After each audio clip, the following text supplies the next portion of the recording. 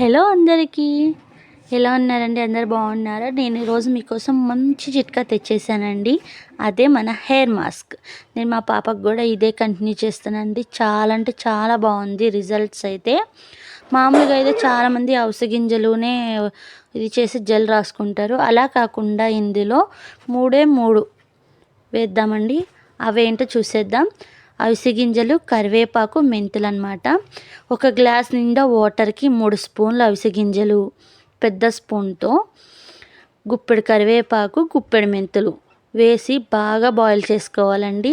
చక్కగా అది అంతా వాటర్ అంతా థిక్గా వచ్చే వరకు బాయిల్ చేసుకోవాలన్నమాట. ఒక 10 మినిట్స్ పడుతుందండి. మరి హై ఫ్లేమ్లో పెట్టి బాయిల్ చేయకూడదు, మీడియం ఫ్లేమ్లో పెట్టి బాయిల్ చేసుకోవాలి. చక్కగా ఇలా చూసారా, ఇక్కడ నేను చూపించిన విధంగా అయిపోయిందనమాట మన జెల్. అలా వచ్చేదాకా ఉంచుకొని ఆఫ్ చేసుకోవాలండి. ఇది ఎమ్మటే జల్లెడ పెట్టుకొని మనం వడకట్టేసుకోవాలండి, లేదంటే జెల్ అయిపోతుందన్నమాట గింజలతో పాటు. ఎమ్మటే వడకట్టుకున్నాక చక్కగా చూసారా కరెక్ట్ కన్సిస్టెన్సీలోకి వచ్చింది. చక్కగా ఇలా వచ్చినాక దీన్ని కొంచెం చల్లారనిద్దాం.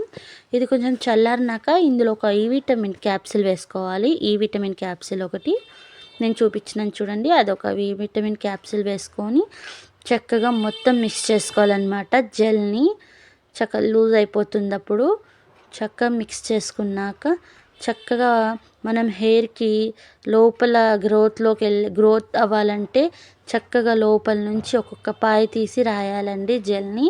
ఇక్కడ నేను చూపిస్తున్నాను కదా, అట్లాగా చక్కగా మొత్తం తలంతా పట్టేలాగా రాయాలన్నమాట.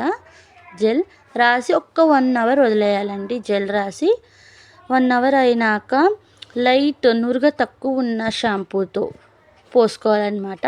పోసుకున్నాక చూసారా హెయిర్ ఎంత సిల్కీ, ఎంత న్యాచురల్గా ఉందో. ఇలాగా వీక్లీ 1-2 టైమ్స్ చేస్తే చాలా రిజల్ట్స్ బాగా వస్తుందండి, చాలా బాగుంటుంది.